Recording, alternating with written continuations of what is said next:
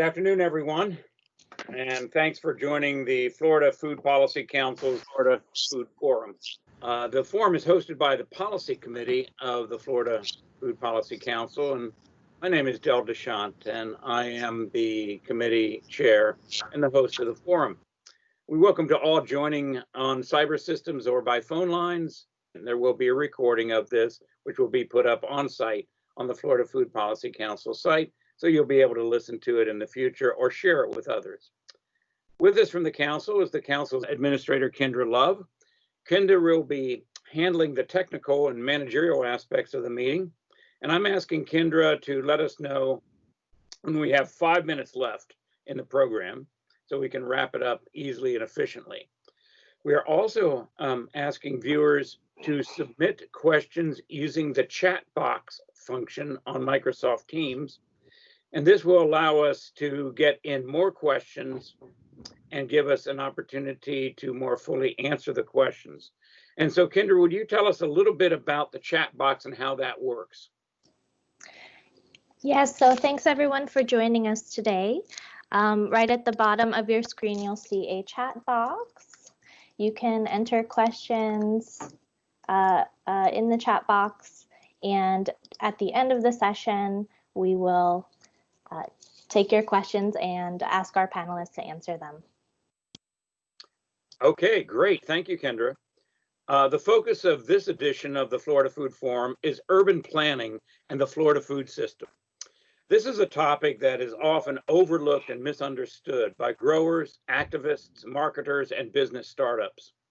Yet it's one of the most important areas of consideration for folks working in the food system. Urban planning is a topic that is ignored at our peril. If we're going to know about the Florida food system, a critical part of that is planning, and especially urban planning. Our session today engages urban planning relative to the immediate issues and concerns and deeper general issues related to sustainable food systems in an urban environment. Thanks as always for joining us. A document introducing our presenters for today is posted on the council's website. And if you are registered for the event, you have seen the introduction and the talent that is coming your way. My introductions will be brief, so please take a look at the website for more details on the talents and achievements of our guests. Our presenters come to the topic with outstanding backgrounds and achievements and decades of professional leadership and public service. They have followed remarkably different paths to their current positions. And these distinctions will make for an excellent session today. First up will be Mark Hafen. Mark brings a professional academic perspective and a distinguished research portfolio to the topic. Mark is a faculty member in the School of Public Affairs at the University of South Florida, where he is director of the Master of Urban and Regional Planning. Mark actively serves as a member of the Tampa Bay Climate Advisory Panel, a leader in University of South Florida's Urban Food Sovereignty Working Group, and an outstanding educator, mentor, and program director. Earl Hahn, our second guest, is development director for the city of Newport Richey, a small community on the Gulf Coast of Florida at the northern edge of the Tampa Bay metro area. Although modest in size, Newport Richey boasts a robust local food system supported by a progressive urban agriculture ordinance and a variety of city programs designed to assist local gardeners and farmers. Earl is right at the center of these projects, which benefit from his outstanding career in urban planning. We are so thankful and so happy to have all of you with us and to have both of our distinguished guests leading our program today. We'll follow the sequence in which our panelists were introduced. We'll start with Mark and then go with Earl. Each will offer a short presentation on the topic from the perspective of their respective professional platforms. And then we'll open up the system for questions. Again, noting, please put your questions in the chat box. Panelists are reminded to keep their presentations to no more than 15 minutes to allow maximum time for questions. Watch your screens and signals from Kendra. So we welcome Mark Hafen to the Florida Food Forum. Mark? All right, well, thank you all for having me. I'm really excited to be here. I am kind of came late to the food policy sort of end of things in my planning career, but I do a lot of work in urban environmental policy, and so this idea of urban planning and food systems comes up quite often. So it's been I've really been excited to work at the USF Food Sovereignty Work Group and to get more involved in this stuff. So I'd like to talk to you today a little bit about the role that urban and regional planning plays in sort of promoting and supporting sustainable food systems. What we refer to these agricultural lands, mining, forestry, all that kind of stuff as working landscapes, as opposed to urban and natural landscapes. And the role of the urban planner really is to sort of balance all three of these. So let me just talk to you, put it in a little bit of context, in that Florida has a particularly difficult task in front of it, and that we are a rapidly growing state with an influx of people moving in, and so there's a lot of pressure on non-urban land for development. We also have a really stressed natural environment, and so competition for wetlands, upland scrub, and other critical ecosystems, both by agriculture and urban development, is really critical. If you look at this map, the bright red areas are areas that have been identified by the American Farmland Trust as high quality farmland that is threatened by development. The green areas are high quality farmland where there is low threat for development. These are very rural areas of counties. And then the others are lands that are either owned by the federal government or by Native American tribal councils, or the gray areas are the urban areas. And so you can see that we have a significant amount of high quality agricultural land in the state, and some of it is really being threatened by development. So if you look at the types of farms in Florida, now this is from the 2012 Census of Agriculture. There's been an updated one in 2017, but the data have not changed tremendously. When we're planning for agriculture in Florida, we have to keep in mind, what one of the first things we always do as planners is do sort of a, look at the current inventory. What is our current status? And you can see from this graph that there's a large percentage of the farms in Florida that are devoted to livestock and horses.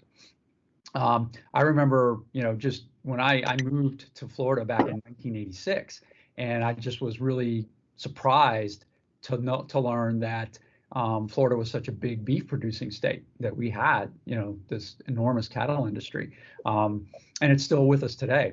But I also remember how important citrus was at that time and how it has declined tremendously. You can see that only 15% of farms in Florida are devoted to fruit and nut orchards.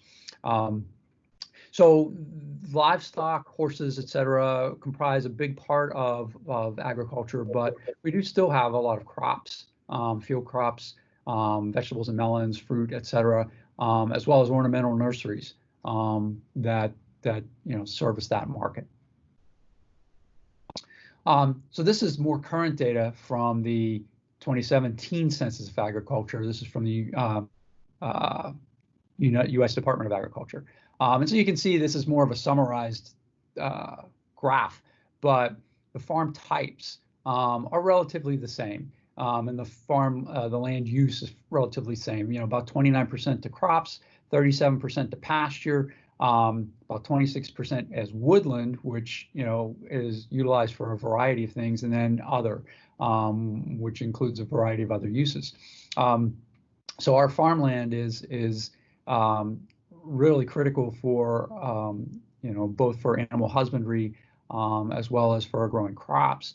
And the Everglades, the areas that come to mind for me are Eastern Hillsborough County, where I live, the Everglades agricultural area, and quite a few other major producers of crops around the state. So from an urban planning standpoint, at least from my 10,000-foot academic view, there are several challenges to planning for agriculture and sort of balancing agriculture amongst the other competition for land uses in Florida. One has to do with farm profitability. Agriculture is not an easy, high profit margin type of industry. And there are a variety of factors that go into sort of the profitability and the viability of farmland and farmers to be, for them to be successful. There is the issue of sustainable management of farming operations, and you have to take into, they always talk about people, planet, profit, but I always talk about it in terms of ecology, economy, and equity, making sure that food distribution is equitable as well as economically viable and ecologically sound. There is this problem, and this is not new, this is not unique to Florida, about passing, the farm or ranch onto the next generation, this idea of land tenure. Having the land available as well as, having a generation that wants to take it over, because that's not always the case. There is, of course, the temptation to sell land for development. Why work really hard, for a low profit margin if, someone is offering you a significant amount of money to buy your land and use it for development. And then just the idea of having to protect our farmland from conflicting land uses, for land uses that butt up against it, as well as conversion to sort of non-farm development. So there's, a variety of issues that we can address from an urban planning standpoint. So what tools do planners have to address these issues? First of all, there is just that basic thing called zoning. And what we have are two types, really, inclusionary and exclusionary. Inclusionary zoning puts together compatible land uses, and exclusionary zoning separates incompatible land uses. And so things can be put into place like minimum lot sizes for urban, residential development that sort of discourage the building of, utilizing farmland for development. That's just an example. Planners can establish agricultural districts, and this is sort of a form of a combination of inclusionary and exclusionary zoning, to just basically designate land that is only going to be used for agriculture and to try to protect that. Urban growth boundaries are often used to do this, although they have varying degrees of success. We pretty frequently have leapfrog development outside the urban growth boundary. Subdivision and land development regulations, that protect both the residential and other urban development, and as well as the agricultural lands, and then preferential property taxation. And this is used in a variety of ways, and so it can be used to protect agricultural land as well. I know that from in the city of Pittsburgh and Allegheny County up there, they use preferential property. They have what they call a split development or split taxation, to where they tax undeveloped land at a really high rate to encourage it to be developed. Developed land is taxed at a lower rate, and so things like that, tools like that, can be utilized, to sort of preserve agricultural land. There are right to farm laws and right to farm policies that reduce conflicts between farmers and non-farmers. Frequently what happens is, development gets right up against farms, and then people start to complain, oh, it smells, oh, there's dirt. And it's like, well, you bought a house right next to a farm, why are you complaining? And so sort of passing those protections on to the farmers is kind of critical. And then there's a federal policy, the Land Evaluation and Site Assessment System, which rates the quality of farmlands. And it allows development in low quality lands and protects the high quality lands from development, such as those red areas that we saw on the map previously. Another commonly used ones are purchase of development rights and transfer of development rights. So purchase of development rights, if you can see for the graphic on the right, essentially a piece of land will have a value to a developer, but it also has a value to as an agricultural land. And if you pay out to the farmers that difference, then they are discouraged from selling their land to development. Transfer of development rights moves development from one parcel of land to another. And so somebody, say a developer wants to develop an area of land that you want to preserve as agricultural or rural, you can say, well, here, if you will go to this receiving area and transfer your development rights here, we will, frequently what happens is you've got some allowances that are made in terms of the, what they can do, give incentives to the developer to develop in the areas that you want and discourage them from developing in the areas that you don't. From an even broader standpoint, so sort of a more holistic standpoint, this is Adelaide in South Australia, and they are developing what's called a regenerative circular urban metabolism. And what they do in this is they not only, you can see that green belt that surrounds the major urban area, but out beyond the suburbs, you can see there is, you can't see, but there is this protected agricultural region outside there. And so one of the things they do is the city collects all its organic waste, turns that into fertilizer. They ship it out to the agricultural area. The agricultural area then ships produce into the city. And so they create that sort of circular metabolism. It's really kind of cool. And Adelaide is held up as kind of a model city in this regard. So what about urban agriculture? Well, their issues with conflicting land uses are much more prevalent. And I bring up chickens because here in Tampa, in Ybor City area, chickens run rampant throughout the neighborhood because people had them in their yards and they've sort of escaped. And so, but there's also the opportunity to utilize vacant land in urban areas, particularly in inner city areas, as well as brownfields. Which tend to be located in low-income food desert type of neighborhoods.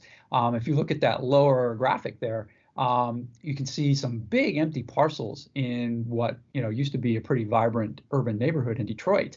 And that came about as Detroit lost population and went through a really significant economic decline.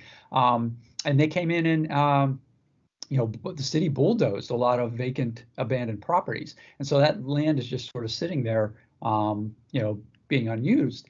And so because they have all this vacant land in these inner city neighborhoods, it seems like a great opportunity to develop urban gardens, right? Well, not necessarily, because, the city is pretty cash strapped and they would really like to see development on that empty land as a way of generating some tax revenue. So that's kind of a serious problem because what happens is, they'll allow the urban gardens, but they won't provide long-term access to this. In other words, they won't give long-term leases to the people that are planting the gardens. And so as a result, that doesn't encourage urban gardening. So for it to be sustainable for urban agriculture, you've got to have some sort of long-term land use for urban agriculture that's guaranteed. And so you need more holistic approaches to this. It can't be done in a patchwork.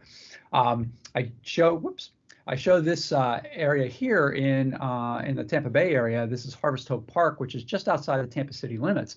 And I was privileged to be a part of this, which was an old brownfield site. And what they've done is created a park that includes a playground for the kids, which the kids, by the way, got to design, which was really cool, an athletic field, fishing pond that used to be just an old retention pond, and as well as a community garden. And so, and the University Area Community Development Corporation worked with the county, to get the land development codes and the zoning for this, such that all of these things could be built and give, this was a brownfields to health fields project. So it was a really great opportunity to incorporate some other things that the community needed in addition to the community garden. And the idea is that there are lots of these brownfield sites throughout the university area community that that can act as catalyst sites just like this, and give the people in that neighborhood, which is very much a food desert, access to healthy food. Here's an example from Seattle University, where they have what they've created is an edible landscape. All the food producing plants on this campus are free for everyone to harvest. And so this gives everybody who lives on campus and works on campus access to healthy food, and all they ask is that, people utilize it responsibly and don't try to take more than they need. So in terms of, what those of you on here can do, find your closest community garden. Get involved. Go play in the dirt. I like to play in the dirt. And this is a way for you to get started with this, and then maybe create some of your own ideas in order to promote, sort of urban gardening in your area. And with that, I'll close because I've gone almost 15 minutes. And thank you for listening. Great. Thank you so much, Mark. Wonderful presentation. I especially appreciate the wrap up, where you encourage folks to get involved locally. As I always say, if you're not growing, then you're really not involved in the food system. You can eat all you want, but if you're not growing, you're really not involved. Thank you so much again. Next up, we are honored to have with us Earl Hahn from the city of Newport Richey and the development director of this fine city. So welcome, Earl. All yours now. Oh, hi, Earl. I think you are on mute right now.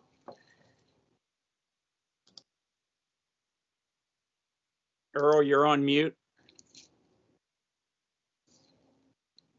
Earl, at the top, there should be a little microphone thing. Okay, there we go. Good now. Okay, so I'm going to take a little bit of a different approach. Going to be looking at planning and urban agriculture in a more, say, 30,000 feet view. So agriculture has always been a part of the North American cities for centuries, and food production was the basis for most colonial activities. So, for example, Boston and other New England towns frequently had a common where the animals grazed. William Penn in Philadelphia envisioned the green country town with acre and a half-acre lots that had a room for a house, garden, a small orchard, and to the great content and satisfaction of all concerned. And then outside the city, Penn and his surveyors planned a belt of large agricultural estates, beyond which early settlers established farming villages and mills to process grains and other products. As cities industrialized in the 19th century, large-scale farming of grain and meat came to dominate. At the same time, the expansion of public markets reduced the need for city dwellers to grow their own food. Professional planners at the beginning of the 20th century saw more intensive agricultural uses as threats to the public health and safety, and they used the new tool of zoning to move such facilities out of central cities. At the same time, planners were concerned with ensuring safe and adequate food supplies. And the concept came to be known as a food shed. And a food shed, which is similar to a watershed, can basically be defined as a geographic location that produces food for a particular population, including the place where the food is produced, the routes where food is transported, the markets where food is distributed, the tables where food is consumed, and where food is disposed. In the United States, food products travel an average of 1,300 miles, and so most of our current food sheds are considered global. So what we need to be focusing on is producing a local food shed, which may be defined as one where food is consumed within 100 miles of where it's produced. And the benefits of a local food shed, of course, includes fresher food that keep food dollars circulating in our local economy, and a reduction in resources used in packing and transport. In the early 20th century, we also saw government involvement in the urban agricultural movement. In response to food shortages in World War I and II, people were encouraged to plant victory gardens, also known as war gardens, and gardens for food defense, food gardens for defense. And similar programs happened in the 1930s. These were the Victory and Depression Gardens. In 1943, more than 20 million gardens sprouted on private and public lands, producing an estimated of 9 to 10 million tons of fruit and vegetables, or about 41% of the vegetables produced that year. A handful of these war gardens still survive, including Boston's Fenway Victory Gardens, which is composed of over 500 gardens spanning 7.5 acres. The economic boom and accelerated city and suburban growth following World War II and pushed agriculture even further away from cities. The industrialization of farming also further diminished the role of agriculture. Yet at the same time, the decline of many inner cities inspired new generations of urban agriculture. The current grassroots movements in urban agriculture took shape in the 1970s. Community gardens were responses to deindustrialization, depopulation, increases of acreage of vacant land, and the failures of urban renewal, but also to immigration. In many northern cities, the largest number of gardeners were Black Southerners, and in other cities, Puerto Ricans and Southeast Asians resettling after the Vietnam War brought their agricultural knowledge and skills to the inner cities. And then there were government and nonprofit programs that were institutionalized. Between 1977 and 1996, the U.S. Department of Agriculture started an urban gardens program in which agricultural extension agents across the country supported city residents in developing and sustaining gardens, providing seeds and technical advice. And in many cities, local philanthropists funded new programs that provided material support for gardens, such as fences, compost, and wood for raised beds. Planners and other local government staff can have considerable influence over essential resources. These include access to public land and other forms of growing space, land tenure and land use policies, the size, scale, and siting of commercial and non-commercial urban agricultural operations, opportunities for financial and technical assistance, and the provision of educational programs to increase agricultural skills and knowledge. Planners can also influence the development of production, processing, distribution, and transportation infrastructure, consumer demand, and viable markets through public policies and programs. Urban agriculture, though, presents health and environmental risk. Important factors include the former use of urban agricultural sites and their proximity to industry, traffic, and other pollutants. Soil and water may be contaminated with industrial waste and pollutants, such as heavy metals, acid or bases, asbestos, solvents, or combinations of contaminants or pathogenic organisms. And of course, urban agriculture may also cause land use conflicts. These include conflicts created through inappropriately managed compost facilities, use of chemical fertilizers and pesticides, poor cultivation and harvesting, substandard poultry and animal keeping practices, and security and vandalism. So planners have 5 strategic points of intervention. We can go through long-range community visioning and goal setting, plan-making actions, standard policies and incentives to achieve desired plan goals, influencing the outcome of development projects, and influencing the execution of public investment decisions. So ideally, you would want to start out with a community engagement process. And this could be done through governmental or non-governmental entities. Governmental entities could include an elected or appointed official, such as a mayor or a planning board or an environmental committee chairperson and staff, somebody from the city or county administrator, a planner, a library, a parks recreation director, or university extension services.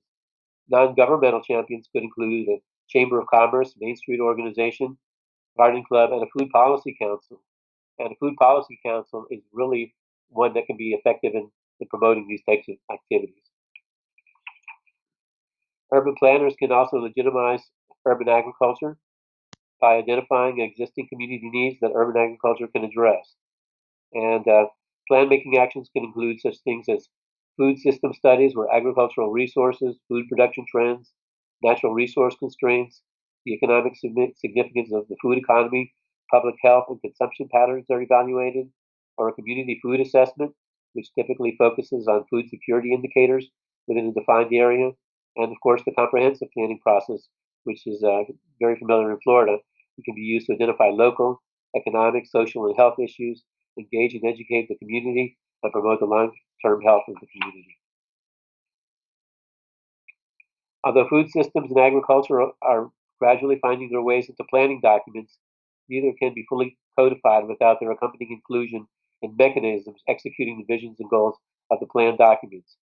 And Mark talked about some of these, such as zoning district regulations, which could be amending existing district regulations or creating a new zoning district, non-zoning regulations such as animal control and residential composting ordinances, public land use policies, such as allowing surplus public lands to be used for urban agriculture, land disposition policies, such as providing temporary or long-term leases for surplus public property, and policies and regulations that strengthen the urban agricultural infrastructure, which could include such things as local procurement policies. In addition, local governments and planners also possess mechanisms to review and guide public development in the public interest. Urban agriculture has yet to be widely incorporated into staff reviews of development projects, something that we could use to result in negotiations with developers for more food production sites. These mechanisms could include such things as modifying site design guidelines to encourage developers to incorporate food production into new projects.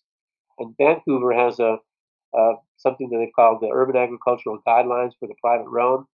And these include recommendations for the design and siting of shared garden plots and edible landscaping for public and private areas, including patios, balconies, and roof deck spaces, as well as a range of supporting facilities, such as storage space, composting facilities, and greenhouses. Also, you can amend your planned development zoning districts to incorporate urban agriculture as a public amenity. Beyond supportive zoning regulations, there's other initiatives you can take, such as community garden programs, demonstration farms, municipal composting, education and technical assistance for growers, job training, grants, and direct sales programs. So now we'll focus a little bit on Florida. And this was a project that was done by 1,000 Friends of Florida with the Florida Department of Agriculture and Consumer Affairs and University of Florida.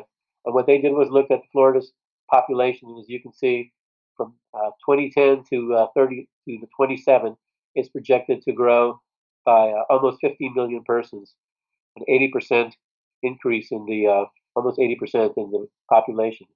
And this shows the impacts on the agriculture. We can see that we're losing a lot of lands, especially as it comes to, we're increasing here slightly in protected agriculture and excluding agriculture and protected lands, but there's a substantial reduction in croplands, livestock, and aquaculture, and I think Mark had some slides showing that as well. So what are some potential solutions? Well, one way that we could do it is we can change the way that we address population growth. Right now, the methodology that planners use is we figure out how many people are going to be there, and then we decide how much land is going to be needed to accommodate that. And perhaps we ought to start looking at a different way of calculating that, and rather than focusing on that, let's focus on the supply of land that we need to maintain a sustainable environment. And then with whatever is left after that, we incorporate that for future growth. That might necessitate, especially with sea level rise, a retreat from some of the areas that we're in. We can also look at Community Planning Act amendments. Right now, there isn't a mandate for local governments to address food security in their comp plans. That's something that could be added. We could talk about a bond, like we've done for Florida Forever for acquiring conservation and recreation lands. We could make sure that we acquire agricultural lands so that they're there forever in the event that we need them. And I don't think that this pandemic has shown the problems with not having a secure, sustainable site for food close to your local environment, where you live. And then finally, state and land disposition policies. it's very difficult. And as Mark noted, there's a low profit margin for agriculture. And one way we could help that is if local governments could provide the infrastructure for farming and then lease out the lands. And so that also helps avoid industrial agriculture. So that concludes my presentation. But there is three more things that I'd like to address. One of the questions, there were 3 suggested questions through my presentation, and it said, in my professional experience, what are the major challenges related to urban planning and local food systems? And my answer would be education. There's still a lot that I have to learn about the food systems, and I know when I talk to people in the streets, many of them are not aware that of the food systems. Many of them don't even know where their food comes from. So that's a major challenge. Our second question was, in what ways do current public policy and planning norms help or hinder improvement of local food systems? And then the third one was one recommendation for citizens to become engaged or effective in their community planning policy. And that's a tough one because, as we all know, you have public hearings and you can't ever seem to get anybody to attend no matter how much outreach that you use. The only mechanism that I've known has been successful is to state that you're going to provide free snacks and drinks, and that seems to be a good way to get people to come out. At that point, that concludes my presentation. I'll be happy to answer any questions. That's great. Great, Earl and Mark, both of you. Tremendous presentations. I've been following the chat boxes and just a lot of questions coming in. Kendra, it seems like there's a little feedback on my end. I'm gonna just keep talking now. Yeah, great presentations. I love the idea of the food and drink to encourage people to come to public hearings, Earl. And let me recommend, as far as the drinks go, maybe some scotch and have that available, and you'll get a big crowd. Now, I'm gonna turn this over to our chat questions, but I do wanna open up with one general question for both of you, which you can address later. I want to go to the folks that are calling in or writing in the chat box, but I do want to get this one out on the table, and it pertains to long-range planning. In the state of Florida, especially in our regional planning councils, we have taken up the issue of planning for resiliency. And resiliency appears to be focusing on things like sea level rise, possibility of unusual climate events, and transportation. It does not appear that in terms of our long-range planning at the regional planning areas that we have built into that food sustainability, maintaining the food system, other than just presuming that the food system will continue to function as it always has, with now food coming from 1,500 miles away, being shipped in from around the country and around the world. I haven't seen any action at the local, at the regional level for food resiliency. Now that's my question. I'm just putting it out there. We can perhaps come back to that. But for now, I want to open it up to the questions that have been asked by our listeners and our viewers. And Kendra, I'm going to ask you to go ahead and select one or two of those now to get started and direct them to either Mark or Earl or both. Sure. So I believe this question was for Earl. Brooke asks if there is a report on Florida food system challenges that we can access. Kendra, I'm not aware of any. Mark, you got anything on that? No, I've not seen anything like that, but you know, I wonder if Florida's Department of Agriculture might have something like that. We'd have to go searching through that website to see if there isn't, but my guess is they've done some sort of a study on that. Okay. All right, and we also had a second question. I think this question might be for Mark. Kitty asks, if land is zoned for agriculture, is it taxed at a lower rate? It can be, not always is. I mean, that was one of the things that I brought up about having these sort of differential tax rates. You know, a way of encouraging agricultural land to remain agricultural land is to tax it at a lower rate. Some of this has to do with state regulations versus local taxing policies. And so that's one thing that we have to look at is, okay, what can we do within the structure of our state government? But generally, industrial land is taxed at a different rate than, say, residential land. But agricultural land sometimes is considered, since it's food production, it's sometimes considered industrial land and gets taxed at that rate. But we would probably have to look into see whether it's possible to tax that at a lower rate. If I could add on to that, there has been, there is an agricultural exemption, but those are applied by the property appraiser, and they generally like to use a rule of thumb that you need to have at least 5 acres and a number of other things in order to qualify that. But in the 4th District Court, there was an opinion issued that basically said that you could be growing cockroaches on a 1/4 acre, and that's considered food production, and so you could get a tax break for that and qualify under the statute. I don't know. I know that many tax property appraisers didn't like that, and I don't know that it's extended beyond the 5th Circuit. In that case, I think it was a person who had parakeets on a 2.5 acre site. Yeah. I'm arguing that it was, but he was able to prevail on that case. Yeah, I think that I'm not familiar with the parakeet argument, but I'm familiar with a number of examples where property has gotten the agricultural exemption simply for having cattle on it or pygmy goats or something like that, where you just do something that meets the minimum expectation of what agricultural activity is, and then you get the exemption if you have a talented attorney. And that's part of the story too. So that's important to note. As far as urban agriculture goes, an interesting question for both of you, and I think for all of us to think about, is whether there is in a municipal area within a city's boundaries any agricultural land. Most cities at one time, as Mark pointed out, as actually both of you pointed out, had agricultural land. Many cities are built on farms and have grown out into farms, but the zoning never changed. So you still have pockets of agriculturally zoned land within municipal areas or in built-up metro areas.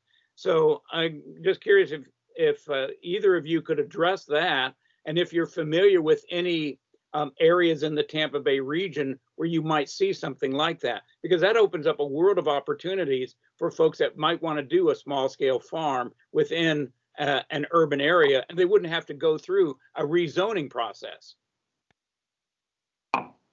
Let me start off with Del. And here in Newport Richey, what we have done is we've allowed urban agriculture in every zoning district as a permitted use. So that's one way that you can start to address that without having to create a new zoning district. And we've also recently adopted ordinance allowing backyard chickens. And then there are other local governments that allow apiary and other kind of edible landscaping.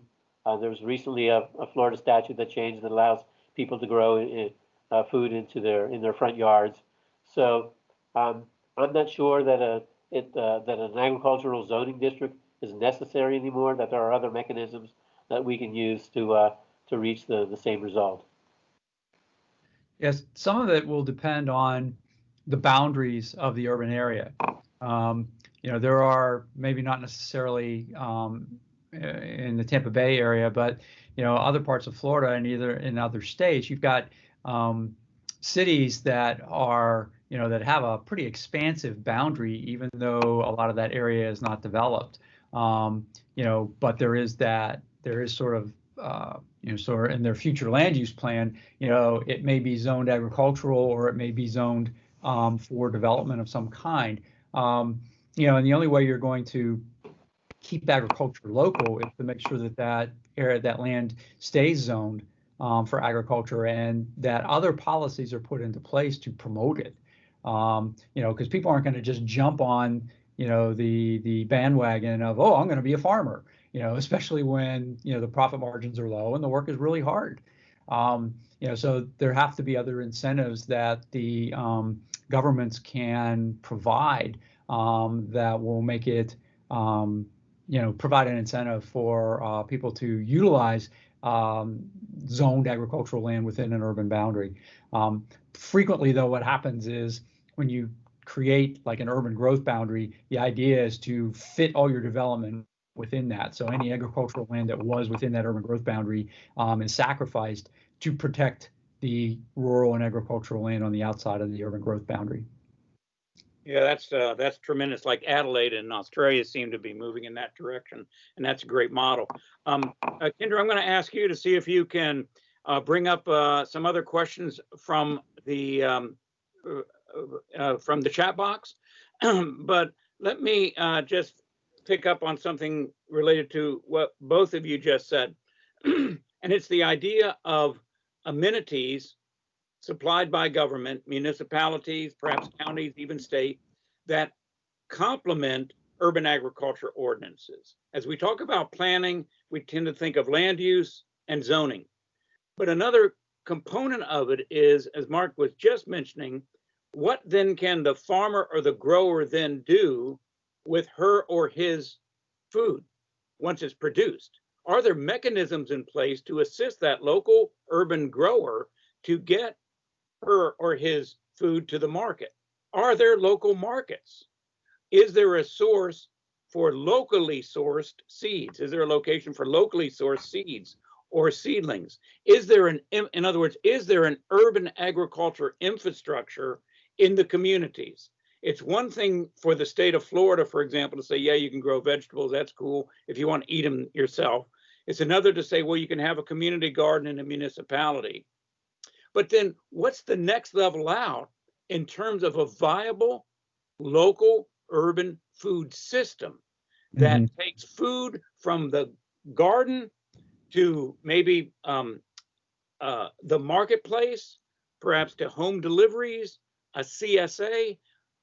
If municipalities, if government in general, municipalities, counties, the state, are not supporting it with additional amenities, then it makes it very difficult to actually create a food system, as opposed to just a hobby backyard garden where you're growing some cucumbers or some broccoli.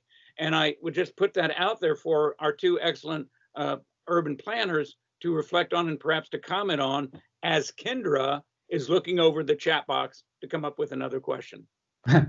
Well, I think this goes back to this idea of having sort of a holistic approach to urban food systems. A lot of what you talked about is very kind of piecemeal.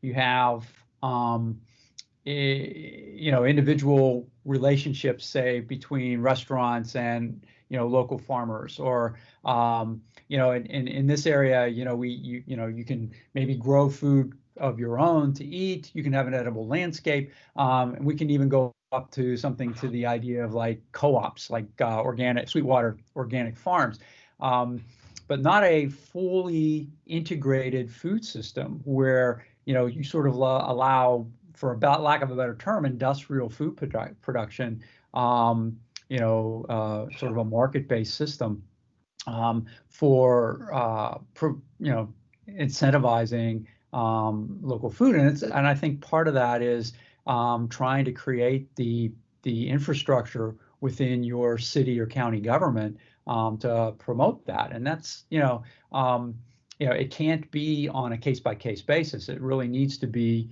much more holistic. And I think this goes back to the question you threw out earlier about resilience.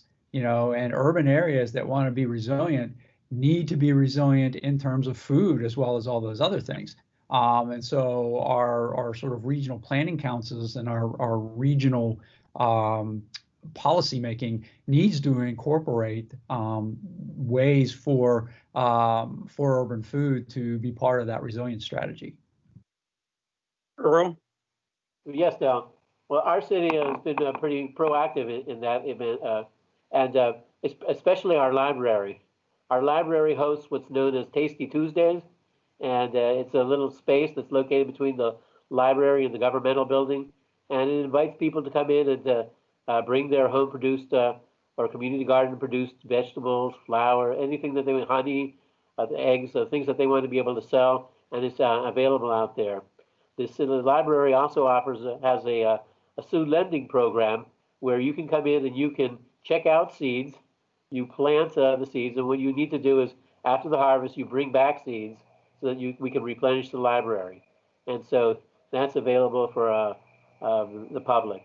We also have, there are some businesses that have, if you remember the old, where you used to have the postcards and they would all circle around. Well, now some of these, well, we have at least one restaurant in town that sells seeds. So for all kinds of produce.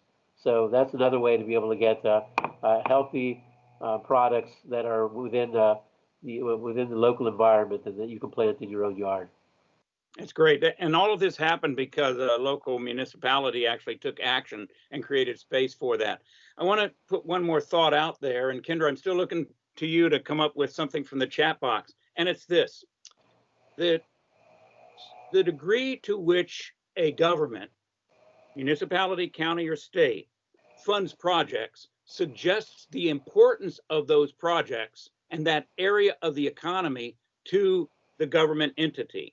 So as you look at city budgets, for example, just use cities for an example, you can use county or state if you want to, how much resources being put into agricultural initiatives within a city budget, within a county budget? Where's the money going?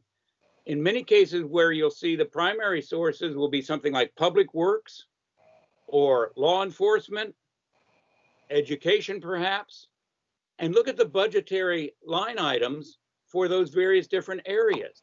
Then ask yourself, where's the budget line, where's the budgetary item for urban agriculture in your city budget or your county budget? Where is that line item? And in most cases, you won't find it.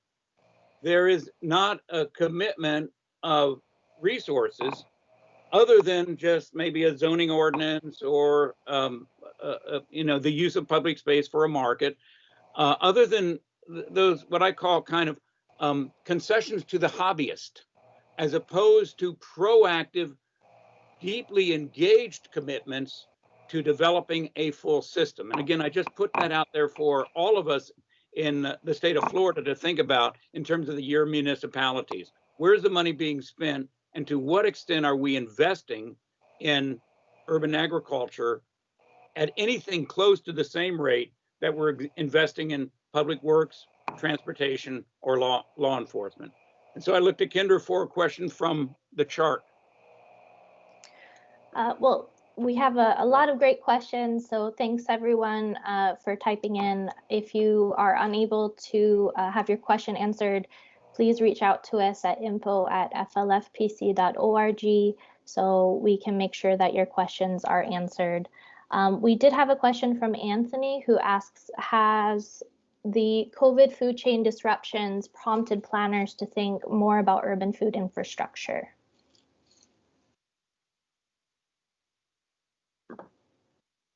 Well, since I'm not in the trenches of urban planning, I can't necessarily say that that's true or false.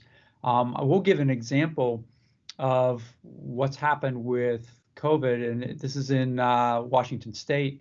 Because of the disruption, the closing of restaurants, a lot of the potato farmers lost their markets, and they had all of these potatoes, some stored from last year and some ready to harvest this year, that were going to just be destroyed because they had no market for it. And a bunch of nonprofits in Seattle got together and created a supply chain. And so they went out there and compensated the potato farmers in Eastern Washington for their produce, and then shipped it back to Seattle so that it could be distributed to people. And so, I mean, this was done completely on their own. But boy, it's a really a ripe example for local government to get involved. They could have really coordinated this on their own and created the system with with their infrastructure in place. Great, thank you, Mark. Earl, is Earl still on the line, Kendra? I think we may have lost Earl. He had a 1 o'clock meeting. Well, we've got about 5 minutes left in our session. I see Sarah Bruning is with us, and Sarah is working on a curriculum project for the Florida Food Policy Council. And Sarah, did you have any questions for Mark at this point regarding planning, urban planning, municipal planning for food systems relative to your work with the curriculum project? Hello. Yes, one was about brownfields. You mentioned that very interesting place, a university area, I think it was, and how it was on brownfields. But how do you assure that the land is healthy, or the soil isn't contaminated and things like that? Well, when an area is designated a brownfield, it doesn't necessarily mean it is contaminated. It can just mean it has the appearance or the perception of being contaminated. So one of the first things that has to be done, and the grant that we worked on was through the EPA, is you have to do an assessment to search for all of the chemicals and pollutants and all that kind of stuff in there. A lot of these areas that are designated as brownfields, they're just abandoned and they aren't necessarily contaminated in any way. Depending on the degree to which there is contamination, then there's the remediation that can take place, and that can involve, if the contamination is really only in the surface soil or surface water, that can be removed and replaced with healthy stuff. So obviously that has to be done first before you can turn it into any kind of a utilize, not even necessarily an urban garden, but a health facility or a playground or anything like that. That has to be done first. But like I said, particularly in a lot of these communities, they're just areas where there may have been buildings at one point, or there are dilapidated buildings there, and it's just it's a place where people throw litter and that kind of stuff, but it isn't necessarily contaminated. And so there's a lot of opportunity for community gardens in those areas. Great. Thank you, Mark. Thank you, Mark, and thank you, Earl, for terrific presentations, great action on the Q&A, and as always, as it always seems we note at the Florida Food Forum, would that we had another hour to keep going with questions and further dialogue. And that's part of what makes this event so important and critical, is we have interaction. We have interaction with the folks that are around the state interested in these sorts of issues. Before we sign off, I'm going to ask Kendra to say just a little bit about next month's Florida Food Forum. And remember, mark your calendars. The last Friday of each month is Florida Food Forum. So Kendra, you want to tell us a little bit about that forum that's coming up, which will deal with farmers markets? Yes, so thanks everyone for joining us today. At the end of August, we'll be holding our forum on the 28th, on Friday the 28th at the same time, 12 to 1 o'clock. Our guest speaker will be Mary Hathaway. She is with the Fresh Access Bucks program, and she is going to be sharing about farmers markets and SNAP and how policy interacts with both. Very good. Thank you, Kendra. And again, remember, mark your calendars, the last Friday of each month, Florida Food Forum. And Kendra, I believe we have a program, a schedule of our programs up on the website. Is that correct? Yes, we keep a schedule on our events page on our website, and we are updating them with links as we are ready. We'll also be sending out information in our newsletter. We post it on our Facebook. And if you have any questions, please reach out to us, info@flfpc.org, and we'll make sure to get you all the information. That's great. Thanks, Kendra. Yeah, this is a lively forum, and it really lives up to its name, I think. I think we go to some of the more challenging areas and ask some of the more difficult questions. So thank you all. Before we sign off, please consider becoming a member of the Florida Food Policy Council. It makes an enormous difference. Your membership dues allow us to do programming like this, as well as the other initiatives that we're working on at the Florida Food Policy Council, including a curriculum a project that will educate individuals around the state on issues related to food policy, as well as a legal toolkit that will be available to anyone that is interested in some of the legal issues that relate to the Florida food system. Please do join Florida Food Policy Council. We're here for you. And we work only to the degree that we and our work is supported. So thank you all. Thanks for being part of it. Again, thanks to Earl and to Mark for terrific presentations. And thanks for everyone for calling in or linking in through the Microsoft Teams today. Thank you all, and we'll see you again next month. So long from the Florida Food Forum. Bye now. Thanks, everyone.